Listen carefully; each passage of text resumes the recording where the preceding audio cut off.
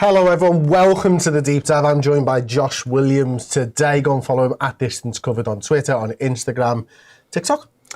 Yes, but without any videos. Yeah. I think that'll be the case for a while, to be fair, because I can't get my head around it. No, it's fair. Young whippersnappers, not people like me and you, mate. Oh no, oldies. Every week, mate, you're saying this now. Right, we're here to talk about the title race and how the race is heating up. We're going to look at the numbers to see how each of the teams are doing. We're going to look at a little bit of a supercomputer forecast to see who's going to win the Premier League. Spoilers, it's not great reading. But we're going to start off, Josh, by looking at the Premier League table. Nice and easy, mainly because it makes for pretty nice reading, to be honest with you, Josh. Liverpool sitting pretty at the top of the Premier League with 54 points. 2 points ahead of Manchester City, unfortunately, who have a game in hand. 2 points ahead of Arsenal, who are on the same games as us. I think Manchester City's form is pretty ominous at the moment, with them having won the last 5 games. Right now, for you, obviously the result against Arsenal was massive, wasn't it? Where are you in terms of feelings? Because like 2 weeks ago, I was all in on Liverpool are going to win this Premier League. And then we got beat by Arsenal. I'm like, oh, makes it tough. But it is in our hands. It's also in City's hands. Yeah, I think the problem I had with Arsenal, it felt like we were well beat by Arsenal, like we were, but like we had so much context around that was lacking. Like, we had no Salah, no Nunes from the start, Trent's first game back, no Szoboszlai, Van Dijk miles off it for some reason, Alisson miles off it for some reason. That just doesn't usually happen. So it feels like when Liverpool have a full squad, not even a full squad, just like close to our expected 11, were really difficult to compete against. And obviously Salah, I've seen him back in training today. I think Szoboszlai's not far off. So hopefully that's going to be the case. I think the issue with City is they're getting players back now, and Arsenal seem to be very good at keeping their key players fit, don't they? So with everyone fit, I do think you can flip a coin almost. But the way it stands now, Liverpool's numbers have suffered a little bit of a drop in the past couple of weeks. But I do think that's down to just personnel, and it's difficult to call at the minute. Well, it is, and our squad has been sort of stretched pretty thin as well. I mean, I know Manchester City have had some big injuries. Kevin De Bruyne not starting until a couple of weeks ago, and Haaland going out and all that type of stuff. But ours were like Alisson and Salah, and I don't need to list all the players that we've had injured, Trent and Robbo and Timikas and everything else that we've had. I mean, it does feel like we've pushed the limits of our squad over the last sort of 6 weeks, and yet we're still top of the league. Yeah. Ultimately, which is obviously great news, isn't it? I'm going to take a little look at the form table before we move on, because I think over the last 4, we're 4th in the form table. In terms of the last 6, we're actually 2nd with just that 1 loss. In terms of the last 8, we're 2nd, but 5 points behind Manchester City in terms of the last 8. In terms of the last 10, we're top with Manchester City. In terms of the last 12, we're still doing better than everybody. One thing I find quite interesting in terms of this particular form table actually is the opposition's point per game. It's almost like a little bit of a thing where you can go, well, actually, I'm going to zoom in on that for everybody because it's a bit mad, like. But Arsenal have had a really tough one in terms of the opposition have garnered a lot of points, 1.5 per game. Liverpool's maybe slightly weaker at 1.26, City 1.34, Tottenham, yada, yada, yada.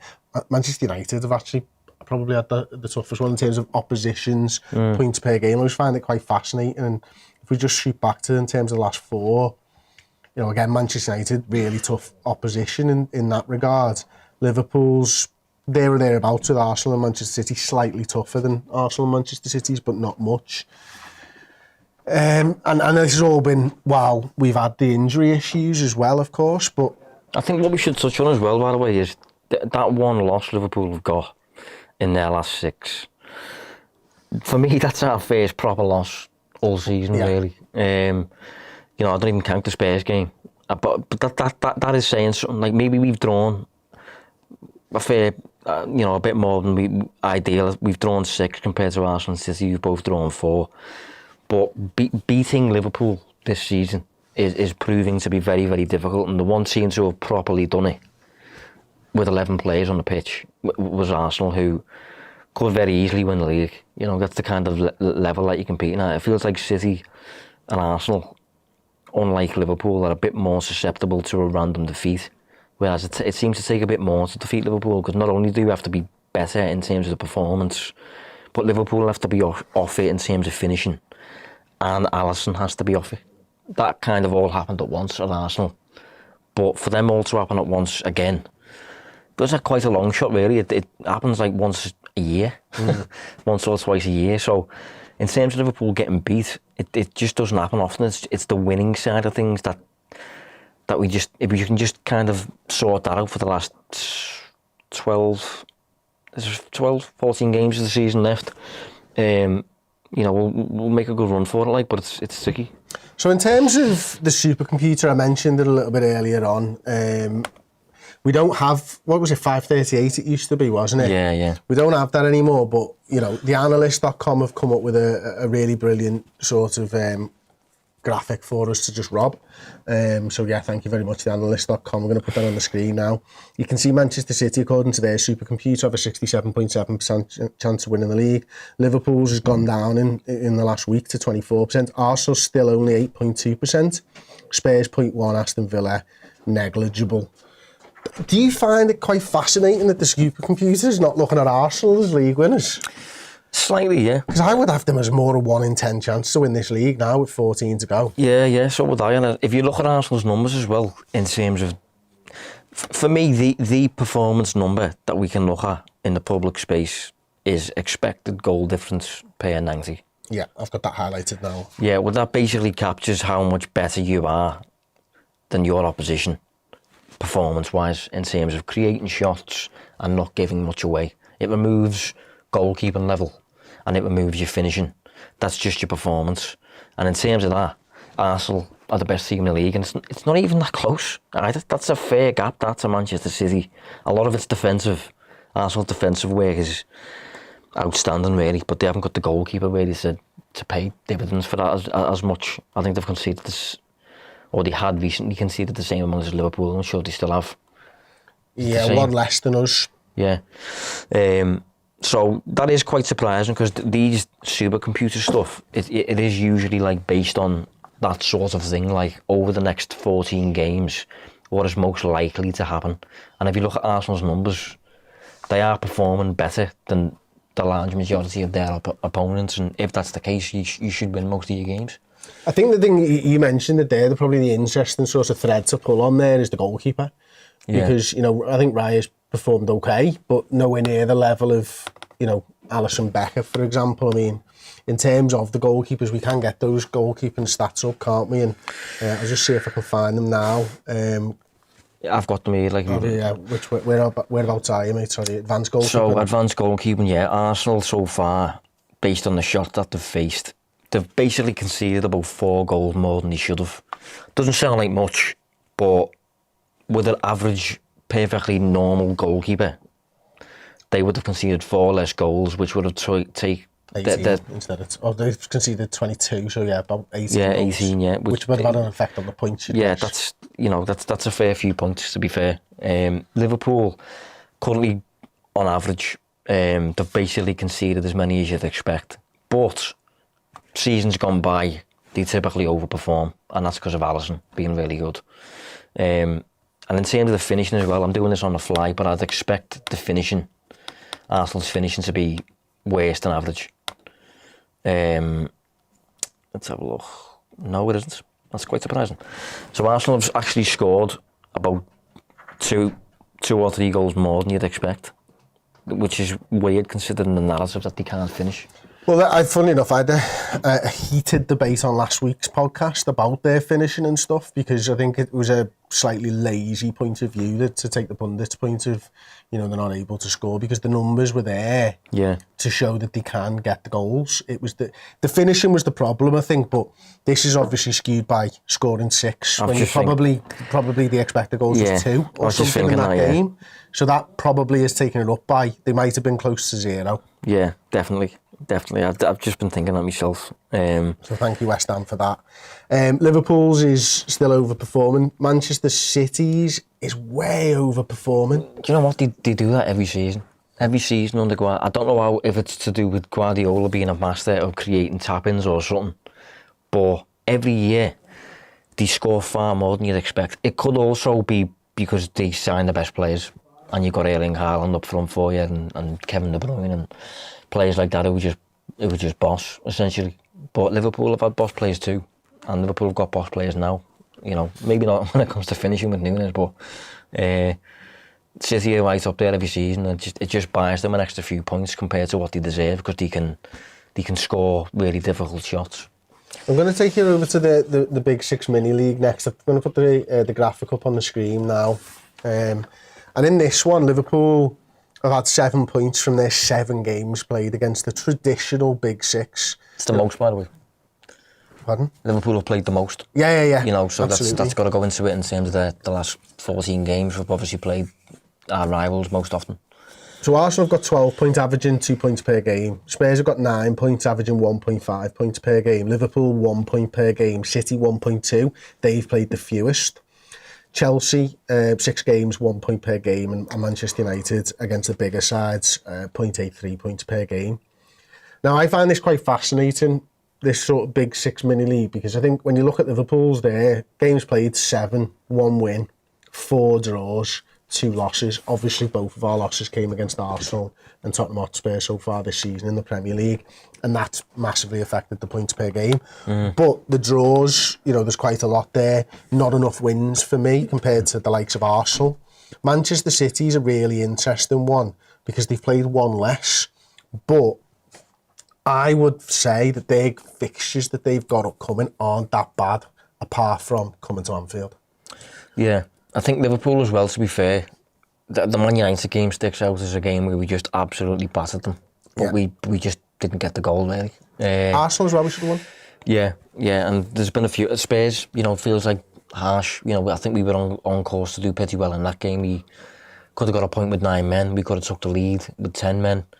But it just didn't happen for refereeing reasons, which is another thing that comes into this. You know, you're not entirely in control of your own destiny, sadly, because you've got officials kind of impacting proceedings and things like that. So, but in terms of what you can control, all 3 teams are pretty good at, you know, making the pitch their own and outshooting the opposition by plenty of shots. And when that happens, you don't usually lose games. You usually win most of them. So it'll be interesting to see what comes into play, you know, in the next couple of weeks. I'm gonna take I've got an Excel sheet there that I made the graphic from. So apologies, it's not really formatted for viewers or anything like that. I'm gonna try and zoom in a little bit if I can. I don't know whether I can on this. No, I can't because it's on a Google Sheet, which is wank.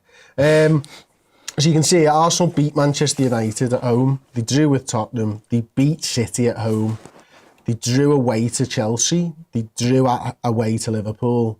And they've beaten us at home. That is a good old, 10 points from their 4 home games. Obviously, that's where the average of 2.5 comes in. But away from home, they've still got Manchester United. They've still got Tottenham. They've still got Manchester City. That's 3 pretty tough away games coming into that Big Six Mini League for Arsenal. In terms of Liverpool, we've played the most away games as well. We've done Chelsea away, we've done Tottenham away, we've done City away, and we've done Arsenal away. So we've got Manchester United away, and is that it? Yeah? Yeah, it might be. We've only got Manchester United away. That's a tough game for us, obviously, with the rivalry and everything else, no matter what form Manchester United are in. This is where I think the interesting talking point comes from.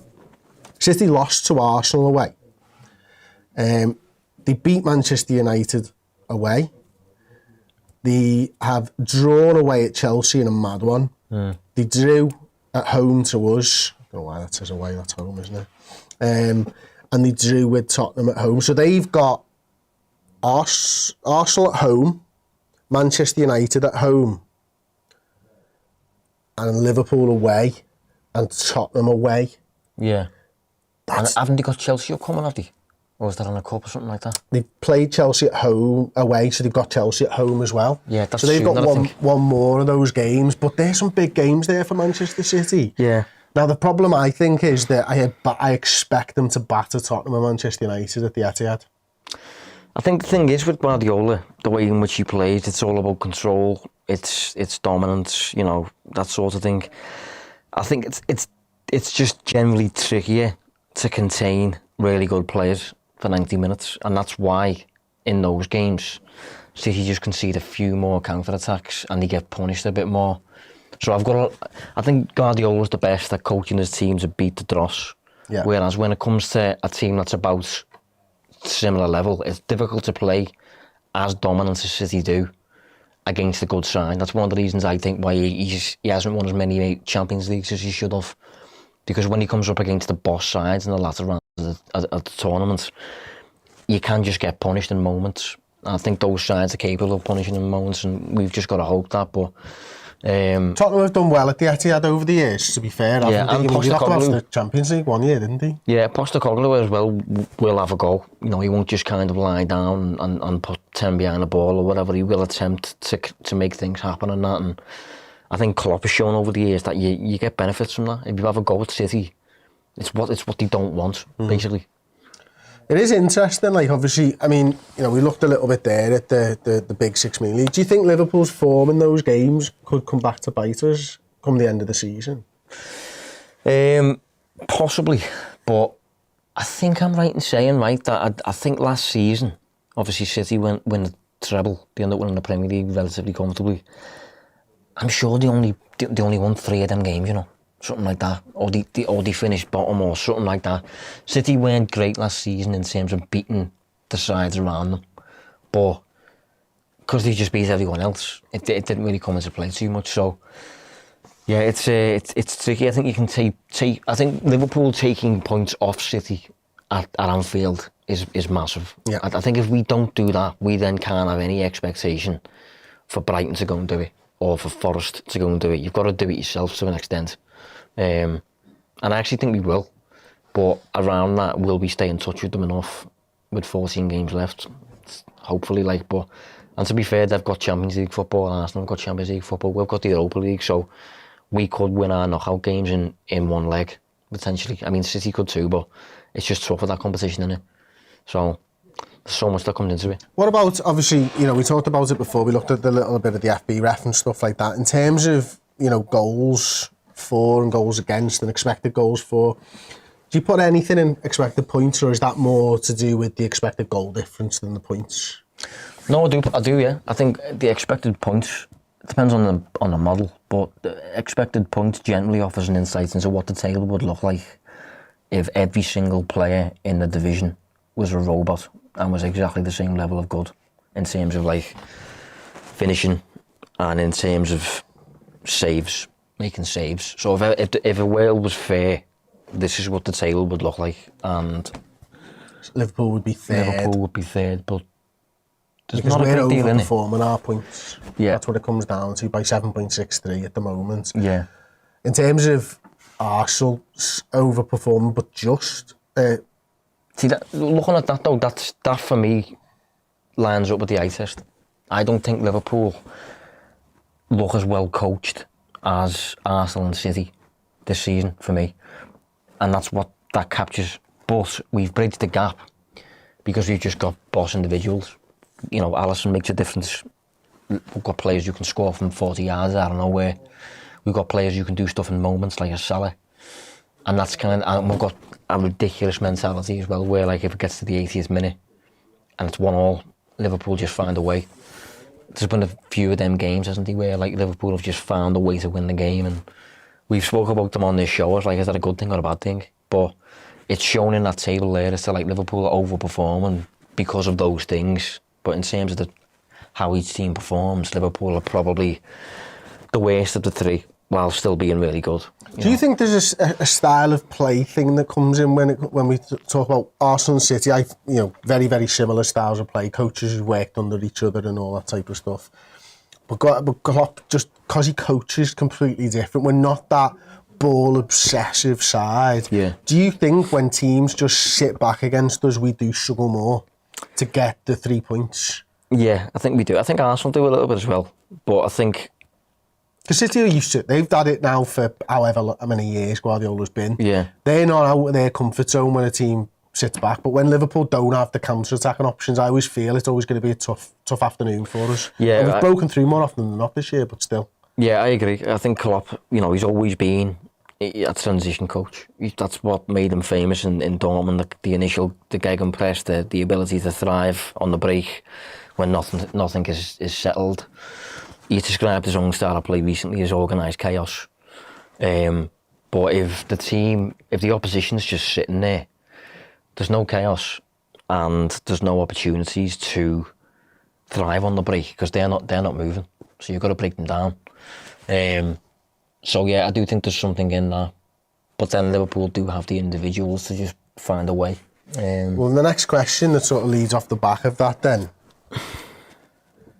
Jurgen obviously is moving on at the end of the year. Would we be better served finding a manager who is ball obsessive and is used to finding angles and ways to get through these teams who sit back? Because I suppose my question is, can you win the league consistently playing what I would perceive maybe as underdog football? Yeah, I completely agree, yeah, definitely. I think to manage a heavyweight side, a favourite who are expected to win the league, you need to be, for the most part, good in possession. And I have a theory that Liverpool kind of hit a ceiling under Klopp using Klopp's original method, Klopp's original philosophy, and it was about 75 points or so. And I think obviously Liverpool added Van Dijk and Alisson and Fabinho, and they obviously made huge differences as players. But that was also the time where Pep Lijnders became Klopp's assistant, and he started taking training sessions. Liverpool suddenly start building from the back. They start being able to break down a block a lot better. Trent starts coming inside at times. We show interest in Thiago. All of that, I think, was to solve the deep block problem. So I think it makes sense for Liverpool to appoint a coach who can dominate the game with the ball and hopefully find openings and is demonstrating that now wherever he's coaching. Like Alonso was doing it with worse players at Leverkusen. De Zerbi is doing it with worse players at Brighton. If you then give De Zerbi Liverpool's players, them finishes, that goalkeeper, but exactly the same style of play, he'll do it really well, because that's why his style of play translates for me. Do you agree? I do, mate. That's why I asked the question. Because I perceive counter-attacking football as inherently underdog.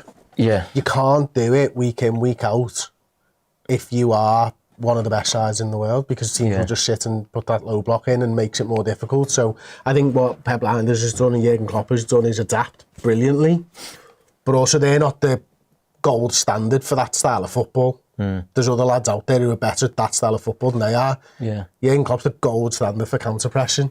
Yeah, that's why I think if Liverpool did appoint like an Alonso or a De Zerbi, I think for the first 6 months the players would really feel not.